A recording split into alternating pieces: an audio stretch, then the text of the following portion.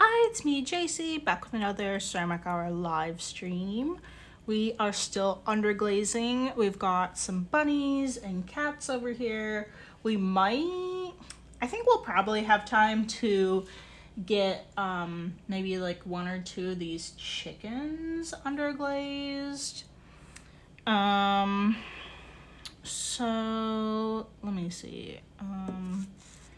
Kind of trying to move some stuff around. We need one more coat of white on this little bunny. And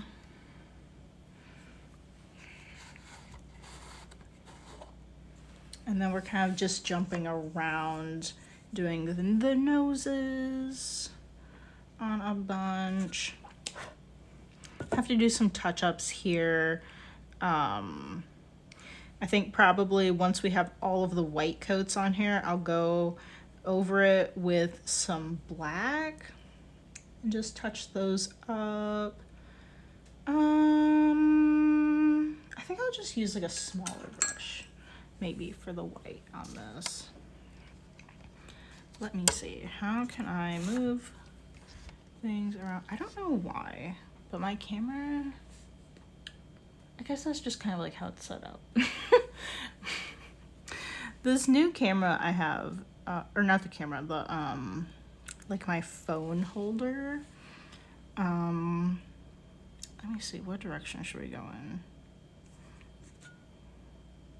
I think we'll go diagonally this way. You want to make sure that you are, when you're applying glaze or underglaze by brush, you want to vary the stroke direction.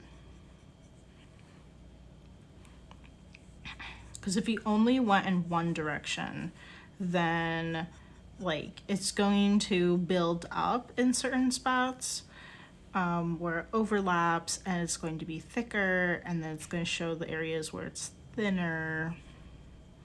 And you'll probably, from that, you'll see like the strokes, but this should help with that. If you just kind of go in different directions each layer.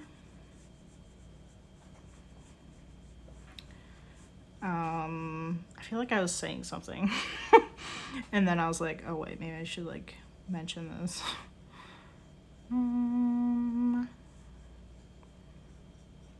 Nope, I'm not really sure what I was going to say. We have one more stream tomorrow, and then I will be on vacation Friday and next week.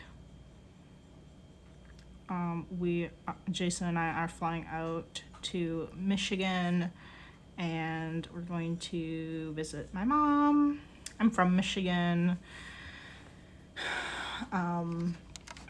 So we're gonna do all sorts of fun things. Sorry, I know I've mentioned this on the other streams as well. But just a reminder that I'll be gone. I'm gonna be putting up some banners or like announcement sections in my shops. If anybody wants to buy things, I don't want to put my shop on vacation. I'm just gonna kind of put a little announcement on there that the shipping is going to be delayed.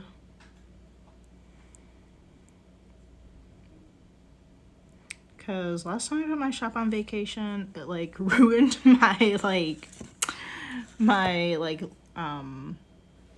I don't know, like Etsy has like secret like stats for like listings and shops and stuff that you can't access, and I feel like it ruined that when the last time I went on vacation, which last time I went on vacation, or not vacation, but last time I put it on vacation mode was when I was moving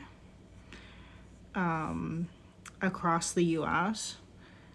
So this is a huge move. It took a long time to pack up everything and a long time to unpack, and my shop was closed for like months, and I think it ruined my stats. And my shop's like standing. I mean, in that case, like I had to. You can't just like not put it on vacation mode and then someone like buys from you and you're like, oh, I'm in the middle of moving. I have no idea where anything is.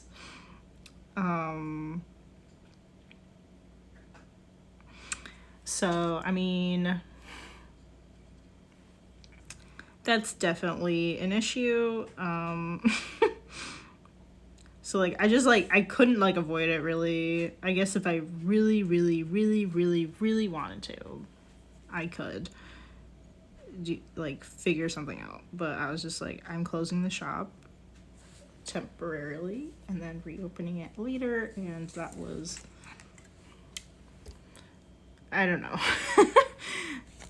I just get this like feeling that it ruined my standing for my listings and stuff, because like obviously if your listings aren't up, people can't find them, people can't click on them or like them, and so like your listing score just kind of like drops.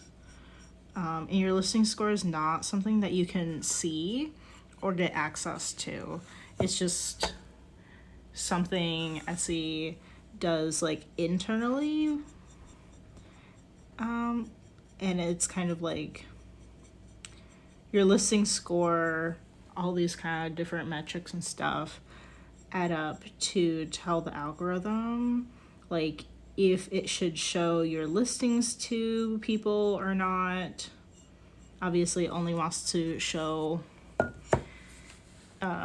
listings that people are actively clicking on and looking at, and not ones that people are ignoring, right? It just kind of makes sense. Although, yeah, if you have to put your shop on vacation mode for an extended period of time, like I would say if it's longer than a week or two, I think that's when it really starts hurting you. It probably wouldn't be that bad if I put it on vacation mode just for this 1 week, but the shop has been extremely slow, and I kind of feel like the chance of somebody buying is like pretty low. I did like a 20% off flash sale, which is like pretty high. Like I don't like, that's not really something I would want to do all the time. I just did it because like it would have been nice to have gotten a sale or two or something. Like nobody, like I put it out there, nobody went for it. So I'm like, okay, like all these people that liked, you know, liked or like put stuff in their carts, like everything was 20% off and like nobody bought anything. I was like, okay, you're probably not gonna buy anything at full price when I'm gone for a week. Like I guess let's maybe cross our fingers that doesn't happen. I don't know. Wow, I have no idea how many coats of pink I have on this one's nose. I've been kind of doing the noses at the same time. Okay, let me put this one back. That one actually should be done with its white coats. Let's do just like the eye on this one, add a little bit of white there. Whoops, sorry. And then let's jump over, and I know this looks kind of horrific right now, like the eye, but I swear I'm going to like fix it with some black underglaze and just kind of like go over it a bit. Let's see, maybe we need to like add a little bit of white also. I don't know. Actually, no, I need that. I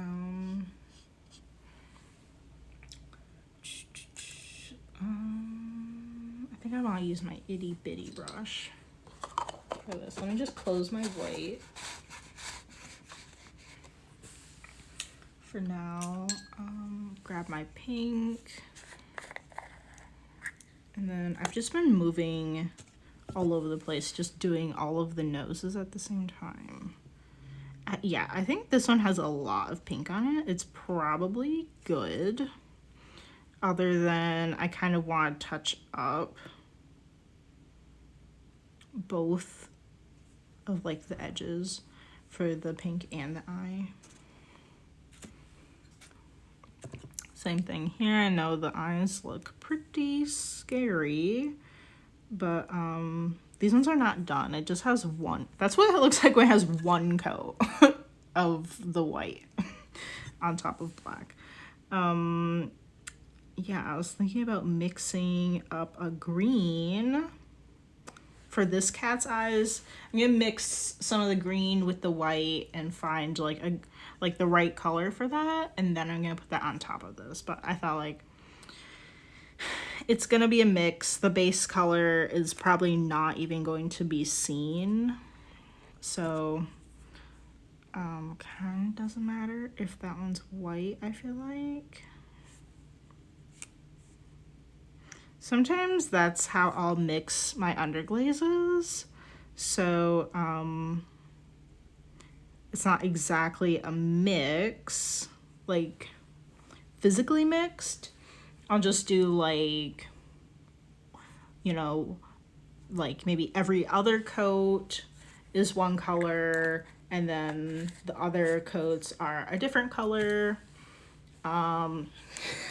It's kind of random in terms of like how it turns out, because I really don't know how it's going to exactly turn out, unless I maybe put a tiny bit of water on it to see.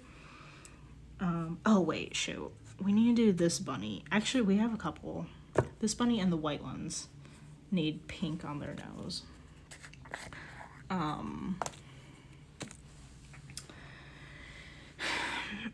It's kind of like, I don't know, I kind of think it's like maybe like optical mixing kind of,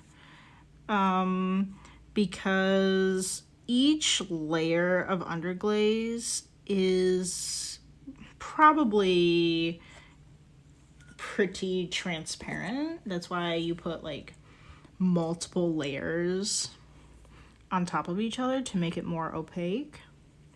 So I kind of feel like you can sort of like make one layer one color just to add like a little hint of it, kind of. Maybe I'm just lazy. Maybe I should just physically mix them. I don't know. I don't know how that compares to like if I just like took that same amount and like mixed it into the other underglaze. I have no idea. Okay, so we've got the noses done. Just kind of wash my brush off.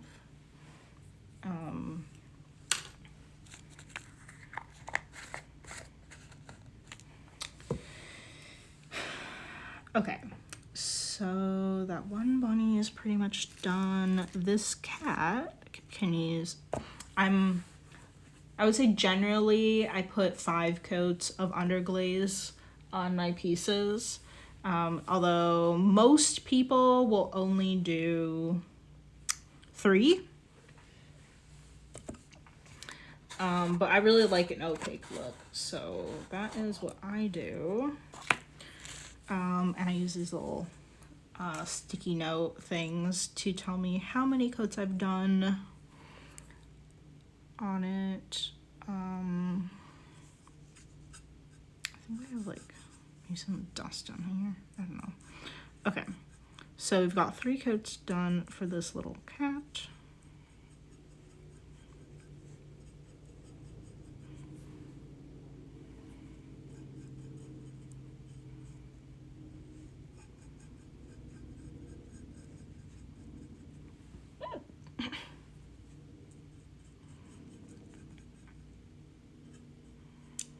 Let me see. Do I have any news? Not really. A few weeks ago, Jason and I went to a paint your own pottery studio. I've been bugging him to like try to do like some ceramics, because wouldn't that be so fun if we're both doing like ceramics? I think that would be so cute. And he is just not like, he just like he doesn't do any kind of art. And he says that the clay looks gross. So he does not want to do anything with the clay. So I'm like, okay, what if we got some bisque pieces? Like when we're at Georgie's, I'm like, wow, look at these bisque pieces. Whoops. Oh my God, I spit all over my little cat. It's fine. It's gonna go in the kiln. Look at all of these fun little bisque pieces that just need to be underglazed and glazed. How fun. And then he's like, I'm like, do you want to get one? And he's like, no. So I finally dragged him to a paint your own pottery studio, because there's one like around the corner. It's literally just like right next to our house, our apartment. And finally I was like, I'm not gonna like stop bugging about this. So we went there, and I think he definitely didn't really want to go in the first place. But I think he did not like it, because I took so long trying to do mine. Oh wait, I closed this white and I need to do the sides. It took so long to do mine. I was like, I got this thing. It's like a mason jar, but it's like broken up into, I think, 4 different sections, and each section is a measuring cup, and it's so cool. I'm like, this is like so neat. They really didn't have like a ton of options, but I was like, this one's pretty cool. You know, because like I could actually use this. This is like not something that I could just readily do on my own, even though I do ceramics, you know. I was like, this is pretty cool. And then he grabbed a little fish, and it's like some kind of like tropical fish, like, and it's kind of like standing, or like it's like kind of touching a rock, and it's like on top of the rock.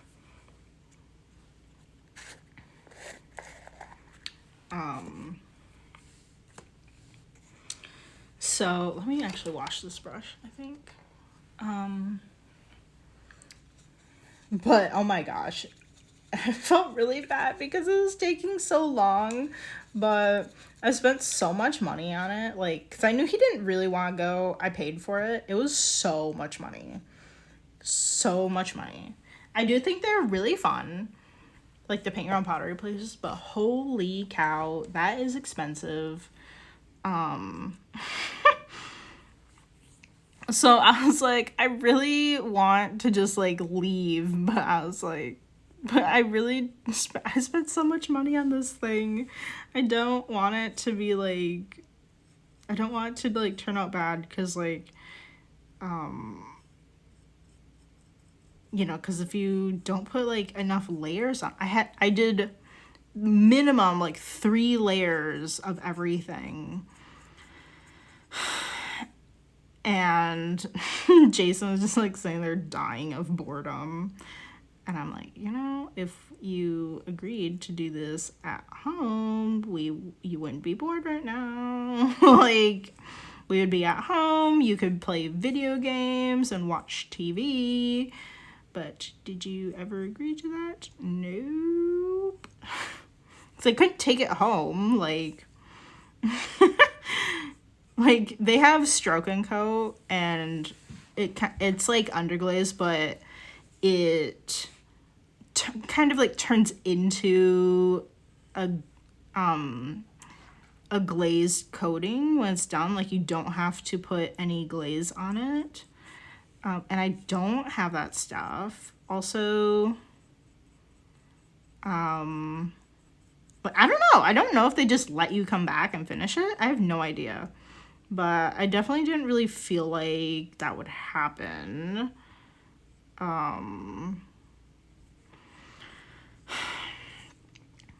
So we just sat there like for like forever while I was like trying to finish it up, and I definitely did like kind of a messy job on it. But I'm really hoping that it doesn't turn out too bad. We're gonna pick it up tomorrow. They should be done like tomorrow or so. And I'm really hoping that it doesn't look too bad. But yeah, I don't have that kind of stuff, and like,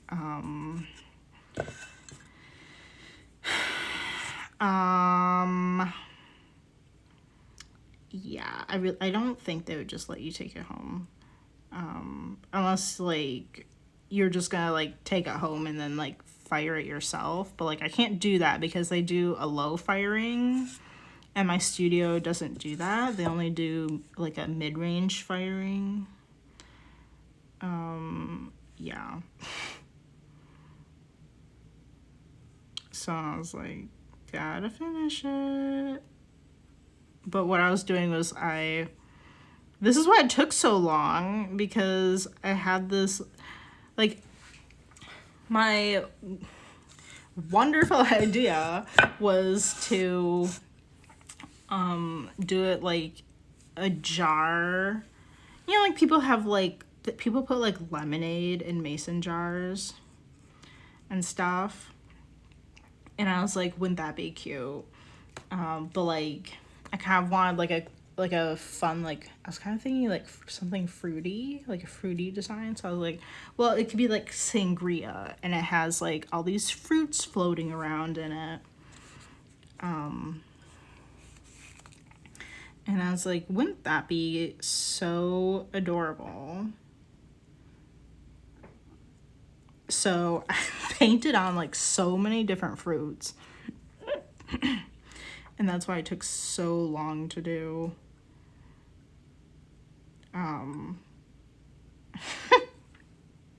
I guess I probably could have just done like strawberry lemonade, but that was the idea that came to my head, and I was like, that sounds so cute.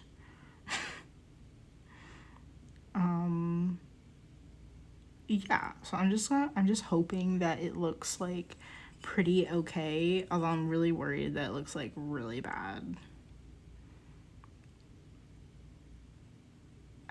I don't typically like how underglaze looks when it doesn't have, when it's like very transparent, you can see the brush strokes everywhere. I don't really like how that looks.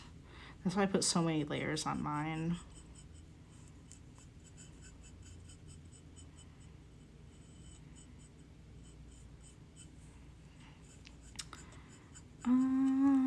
What else?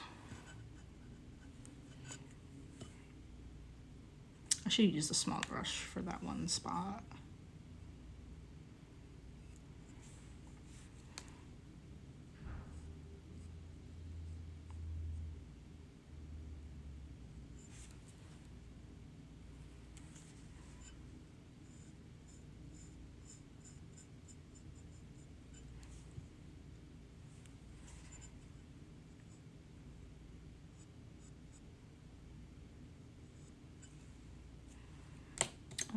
Okay.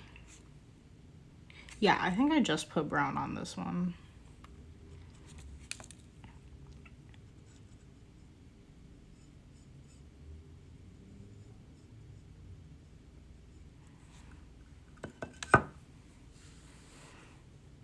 I don't know. I can't remember like if I really got over here on the rim of it, so I'm just going to put some down really quick.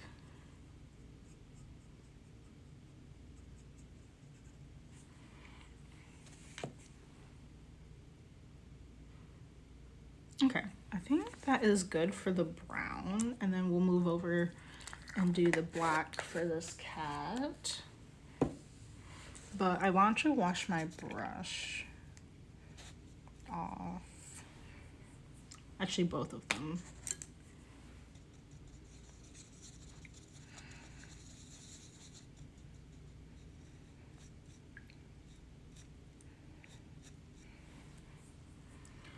Okay, where's my black?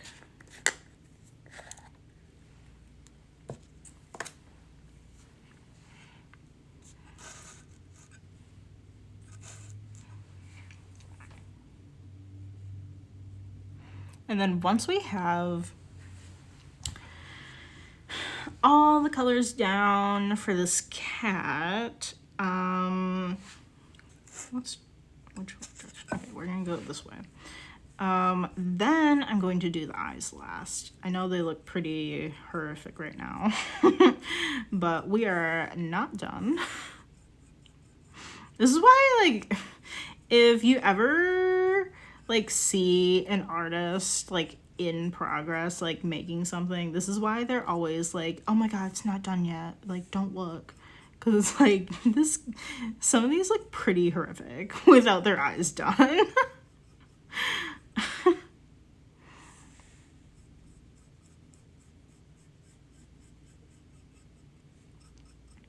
I don't know, something along those lines.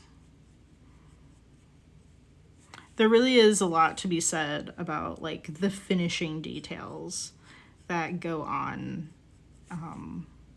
pieces of art and stuff. That really,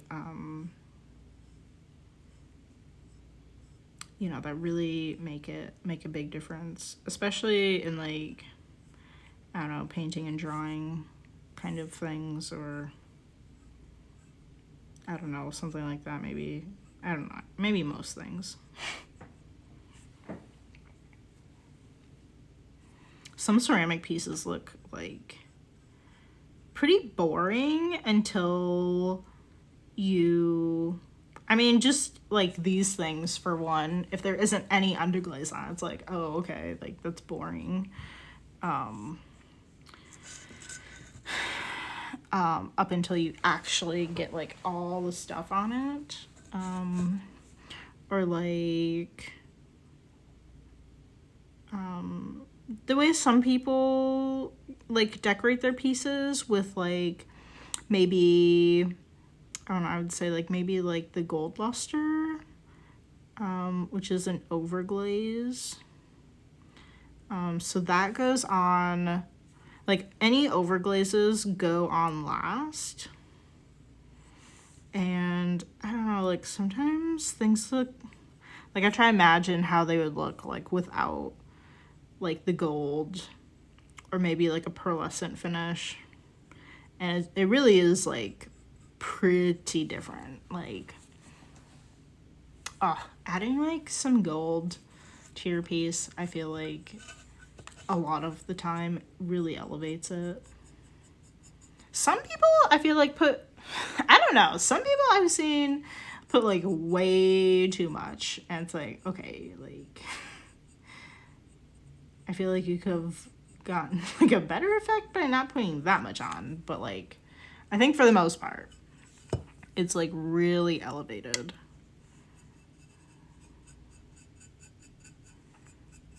And like, I don't know, it just really has like a different kind of feel to it. Kind of like stylistically, or if you're just kind of like thinking about like aesthetic wise.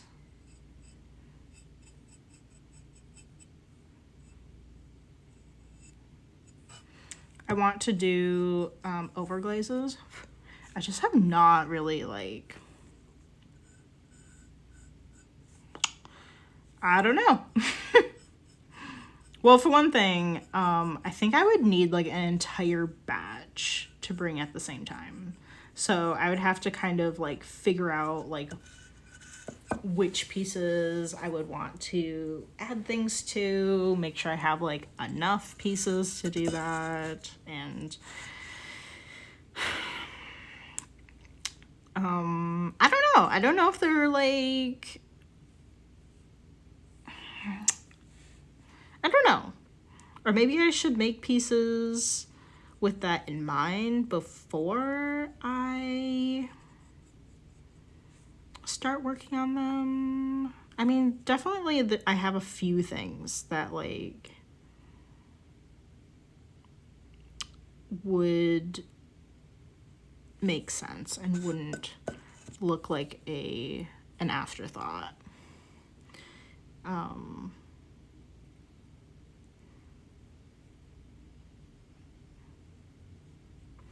Definitely, I mean, I'm not really planning on like putting any gold or anything on like the animal dishes. Really just like the other things that I have in the shop. Like little mini vases and like, I don't know, maybe like some bowls and things. But at the same time, I would have to like remove them from the shop if that was something I was planning to do, because I don't want to be like applying like gold luster to it and then someone's like, okay, I bought this now. But I don't know, I don't really feel like I have like a lot in the shop right now either, so I'm kind of like, I don't really want to take things out of the shop. I don't know. Some things I actually have set aside to put overglaze on, and they just have not been added to the shop at all.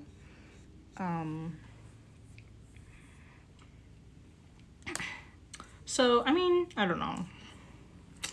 I have a few things, but I would need like probably an entire load. Like an entire batch of things to bring.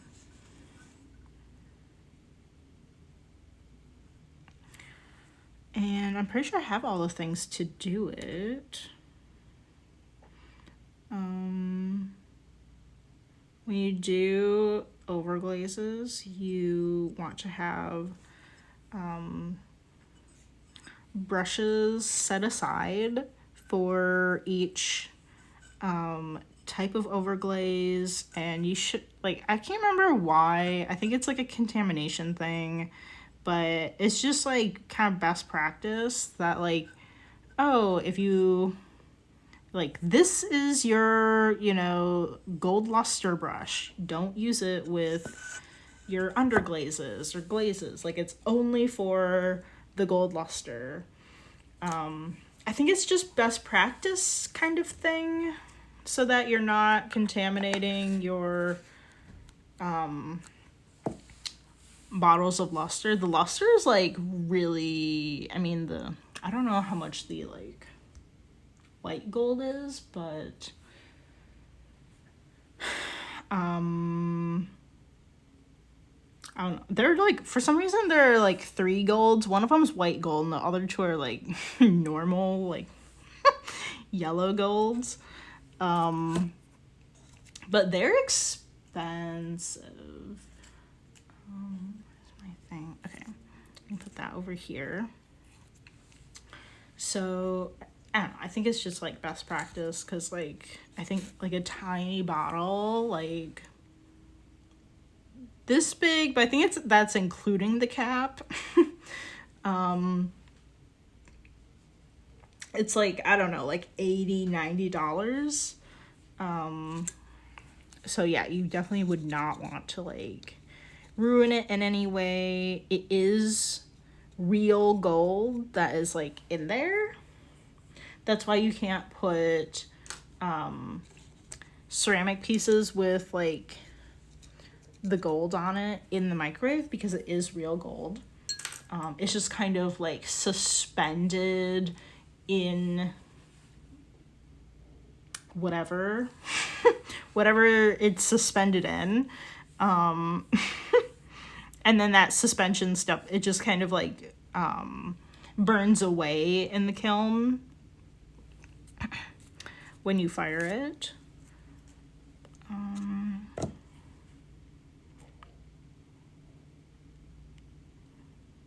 I guess we can try to do some touch-ups on our bunnies here. Although, I don't know, I'm not really gonna agree on this. Okay, actually, no, let's...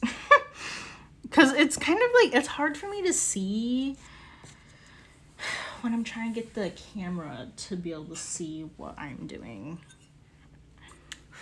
Okay, so I did get a little chicken dish over here. But first oh my gosh, I'm gonna knock this over. But first, we're gonna put some wax resist on it. I know, I'm sorry, this is pretty boring.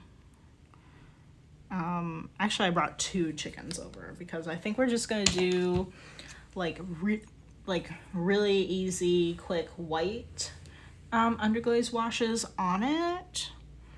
And then afterwards, I'm gonna figure out like an actual design to like put on it in another color, I think. I mean, I don't know if I want just like, maybe one of them should be a classic, I don't know, maybe one of them should be like a classic white chicken. Is this the brush that I want? This seems a bit big. Maybe this one.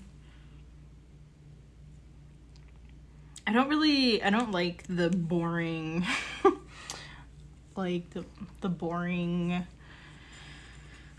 white chicken that you always see in like movies or like illustrations and stuff. 'Cause I want to like show like the variety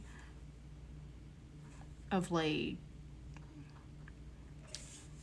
I mean, kind of like a breed thing, like showing different breeds of like animals, but like showing that they come in all kinds of colors. I think would be really fun. And chickens, if you have somehow never been to a county or a state fair in your life, and I don't know, like you've just never seen chickens in real life, I think most likely people would not just have white ones, because it is very common for people to have other colors of chickens. And I mean, maybe some breeds would be a little bit more expensive than others, but there really isn't anything stopping people from buying other interesting colors. Definitely not the same as like buying like a specific breed of dog. Like dogs are so expensive. Like dogs could set you back like hundreds or like I don't know, like thousands of dollars depending on like some specific one that you want. That is not the case with like chickens, rabbits, like probably a lot of animals. Unless it's just expensive in the first place, like a horse or something. But yeah, I want to show like all these different colors that like, you know, like bunnies and chickens come in. I think a lot of people know cats come in all kinds of colors because cats are so popular. But let's get some more representation out there for like all these other fun animals. Like, ugh, I hate how like Easter always has like the white Easter bunny, or like, I mean sometimes they're not even like supposed to be the Easter bunny. It's just like you know, like decoration or something. It's just like some white bunny. Maybe it's a brown.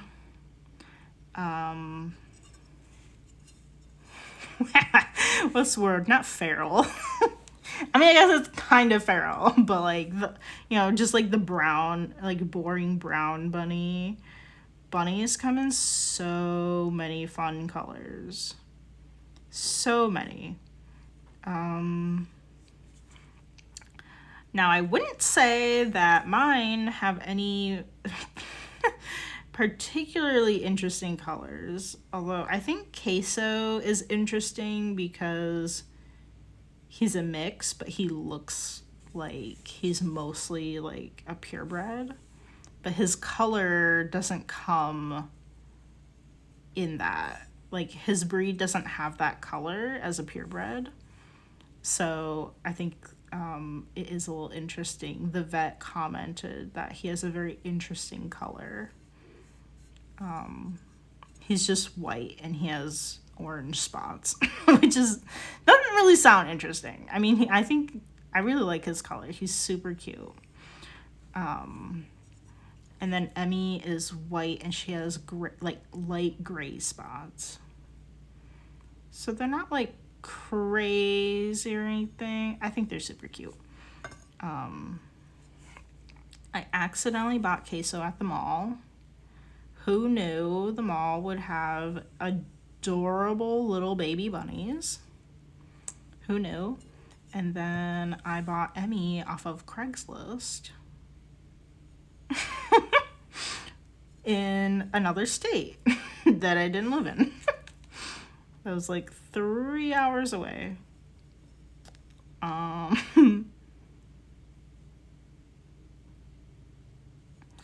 Yeah. Let me see. I'm trying to get this to be like even, but we're having some issues.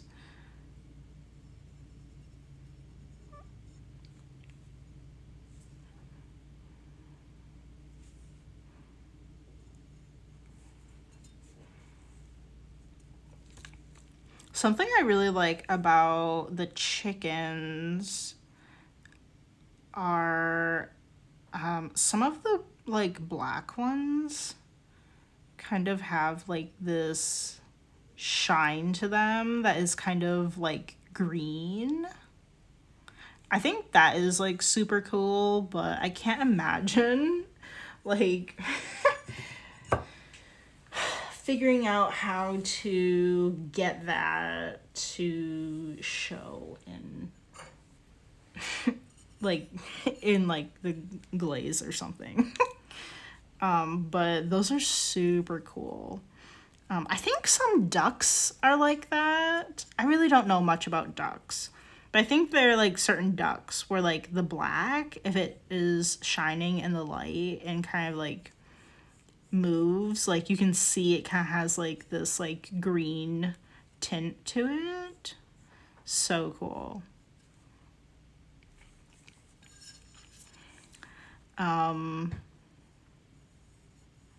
I will say one of the problems with the chickens is the chickens come in very like, I think the more interesting patterns are very intricate, and I'm kind of trying to think of like how I could do it maybe simplified. I don't know.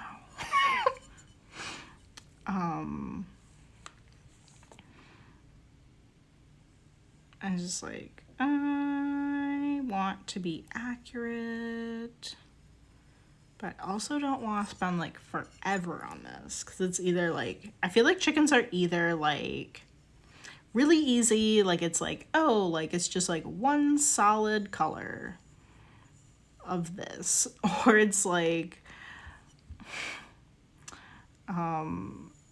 extremely intricate, like fine line details. And I'm like,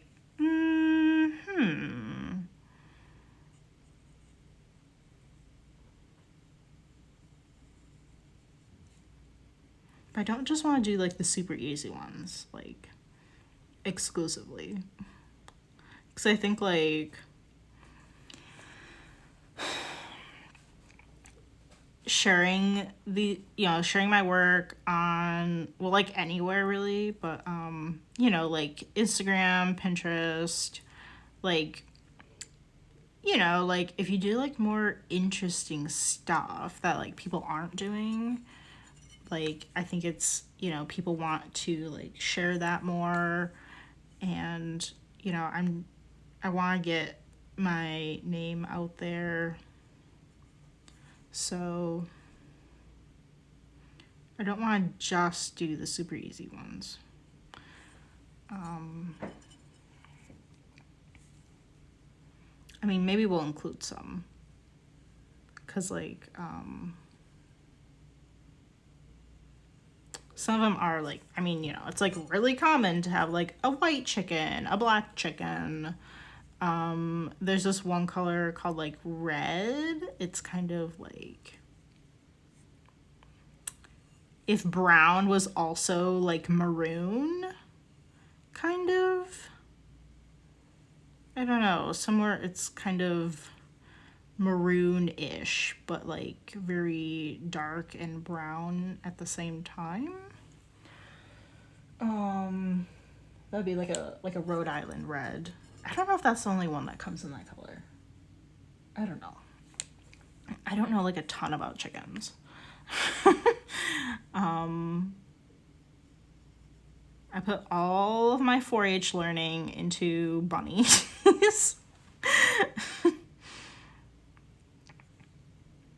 All the bunny things.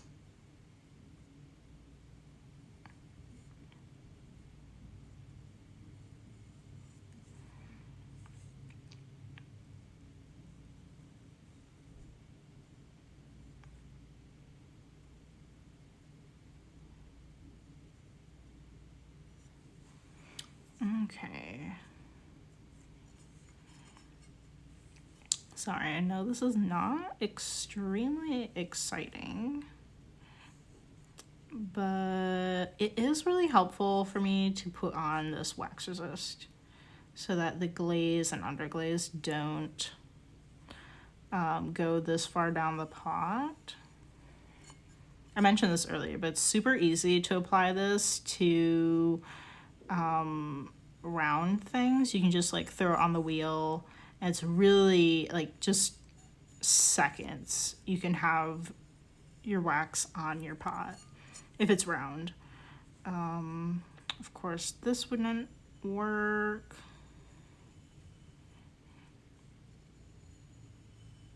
Or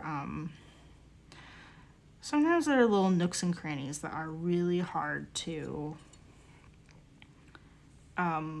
just kind of like get a sponge in there and clean off the underglaze or glaze. Sometimes I'll use brushes to clean it off, but I don't know, it's still kind of tricky sometimes, like particularly that little crevice where the tail is for the bunny. That one's pretty tricky, I would say. Let's see, I think this chicken might be dry. Not entirely sure, but let's hope that it is. And then we're gonna be done here in 10 minutes, but normally I would go and wash my wax brush right away. You can just wash it with soap and water, but you don't want to just like leave it like that, because I don't know, I mean, I don't know like how much it would kind of like solidify, but I think it's just like best to clean it as soon as you can. All right, so let's just put some white on here. There is a chicken that I found that has like, it's mostly white, and it just kind of has like, I don't really know how to describe it, like flecks of black, kind of by its chest, or like maybe around like its neck or so. and then I can't quite remember. And then it has kind of like some black flecks over by it in its tail feathers. So I thought that one would be a good one to do.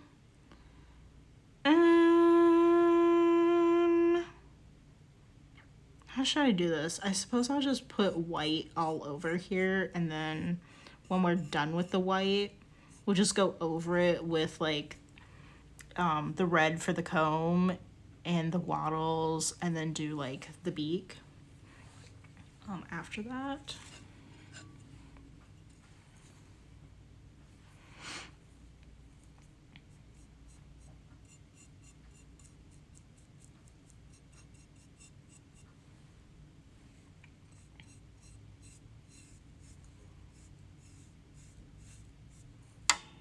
Oops. Sorry, I keep like I keep hitting my phone holder because it's sort of like in my way. Oops. That spot was not entirely dry.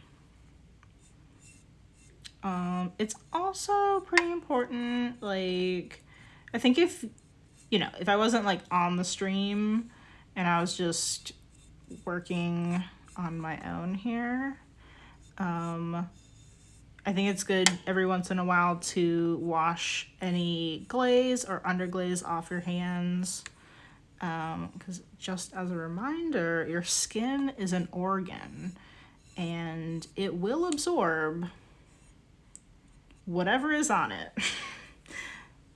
Just like lotion, it, you know, it absorbs into your skin. Although I don't think there's really anything toxic, probably not anything toxic in your underglaze, but I think it's just like good practice to, you know, to wash stuff off your skin, and you know, it's just good to do.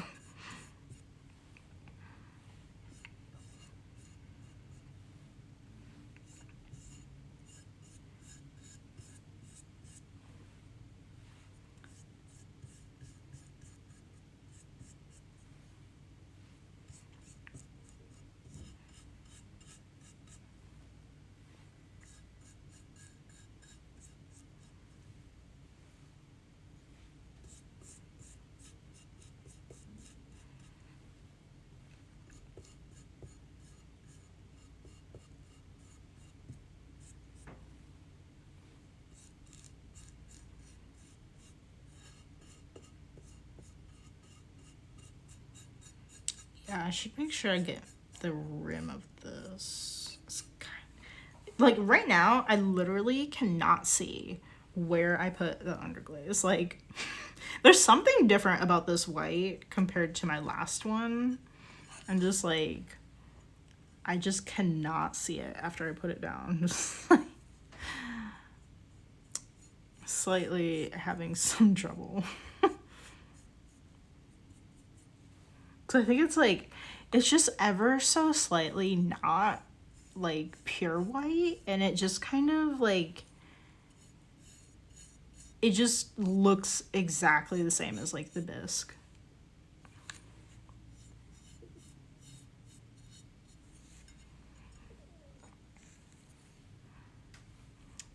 If you didn't see our other stream where I was kind of talking about the wax resist, I do, for most of these pieces here, I do plan on putting some clear glaze down on the bottom of the pot, so right here. So that's why I kind of went on the foot, but I also went on both sides of the foot to put some of that wax down.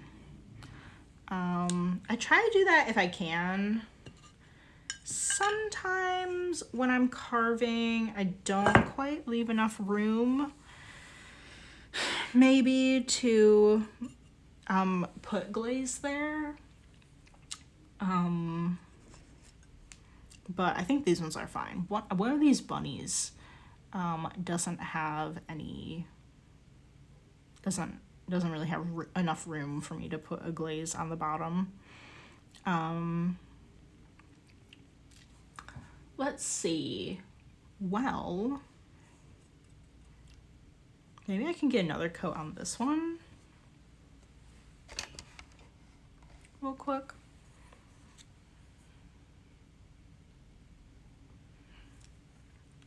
The more layers of underglaze you put on, well, same with glaze.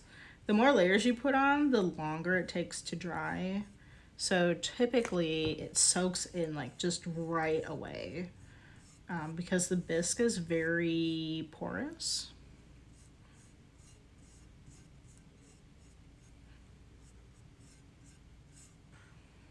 Not all potters will, or like ceramists, not everybody will bisque their pieces, but that is the benefit to only heating your pieces up partially, because it becomes super porous and makes it super easy to apply glaze to it, because it just soaks right in.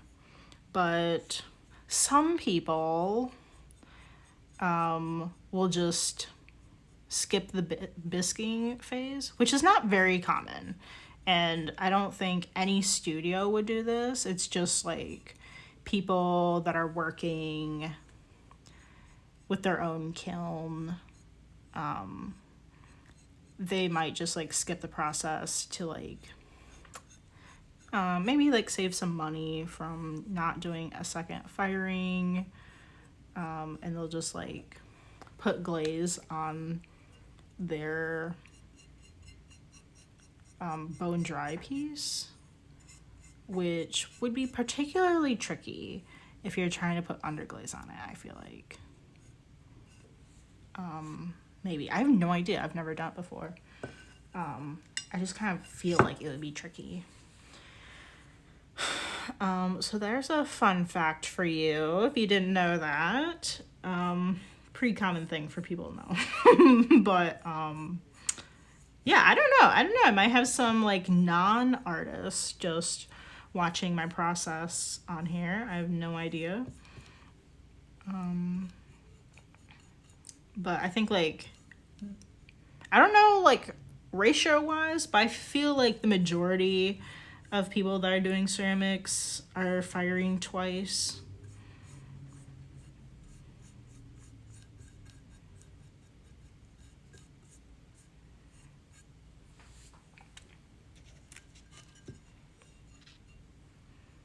Let's see, this is like just barely dry enough.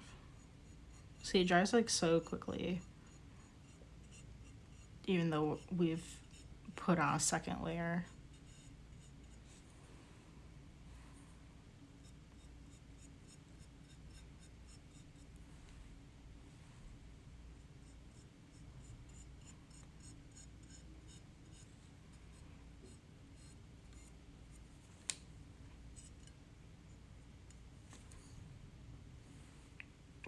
If you've ever seen that like trendy bubble technique that people do with underglaze, I think they're doing it with underglaze.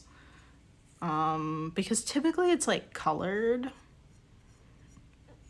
I don't know. Okay, maybe it's glaze. I don't know. But they like, I don't know what the formula is, but they'll like have their like underglaze or whatever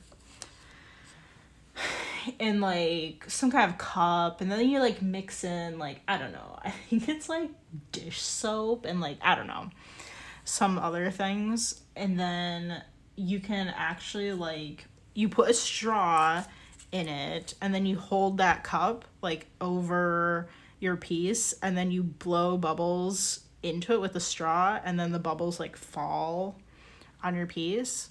That's one of the examples of like why it's good to bisque, because I watched a YouTuber and she had issues doing it because she typically applies underglaze to pieces when they're bone dry, which there are benefits to doing it when it's bone dry versus after it's bisqued. That's just typically what she was doing. And it was like soaking up like so much water that the piece was kind of like not disintegrating, but like it was absorbing way too much water because it hadn't been fired at all. And it's kind of like if you just took a dry ball of clay and threw it in some water, like it's still clay. It's going to like just, you know, soak up all that water. Where if you fire it, it turns into ceramic, and it's a different, you know, it's physically different after you fire it in a kiln. Even just doing the bisque firing. Because like you can't turn bisque back into clay. You know, it's kind of like trying to turn cookies back into cookie dough. Like you just can't do it after that's been done. Yeah, well, that's our stream for today. Some fun little info for you guys. Some fun facts for anybody that doesn't do ceramics. I hope, I don't know, maybe you learned something from me rambling by myself here. Shout out to my buddy. I'm sorry, I forgot what your new username is, but somebody has been like commenting a lot on my videos on YouTube, and it's so fun getting your comments. Like, I'm so glad that you're enjoying the videos and watching tons of them, and they're, you know, informational, helpful, all of that. Okay, well, this is the end of our stream. For anybody that happens to be watching on Twitch, be sure to follow along so you know when I come on for streams. All of the videos are uploaded to YouTube at calieandco. There you can find a whole live stream playlist, along with a few ceramic tutorials and some, I have other videos touching on small handmade business topics or just kind of like miscellaneous art topics that might be good for like anyone to check out. And yeah, so be sure to follow along, subscribe, give the video a thumbs up, all of that. And I'll see you guys tomorrow, and we will continue with underglazing these fun little animals.